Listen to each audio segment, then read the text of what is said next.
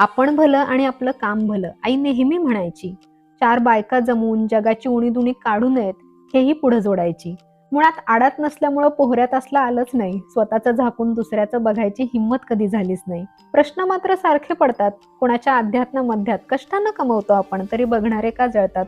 दुसऱ्याचं राहणीमान, पैसा, प्रसिद्धी सगळं यांच्या डोळ्यात खुपतं. दुसऱ्याला कोणी चांगलं म्हटलं तरी यांच्या पोटात दुखतं. स्वतःचं घर गळतंय तरी दुसऱ्याच्या वाईटावर टपलेल्यांचं काय करायचं? समोरचा दुःखानं रडतोय तरी निर्लज्ज हसणाऱ्यांना माणूस कसं म्हणायचं? विश्वास ठेवा, अशानं फार काही मिळत नाही. असूया आणि मनःशांती यांचं सूत जुळत नाही. चालणारे निघून जातात, नावं ठेवणारा तिथंच राहतो. चांगला वेळ वाया गेला म्हणण्याला मग अर्थ नसतो. एकदा विचार करा, आपलंच काही धड नाही तरी आपण असं का वागतोय? द्वेष आणि तुलना सोडून आयुष्यात काय करतोय? तुमचा रुपयाही जात नाही. ज्याला जे हवंय ते करू द्या.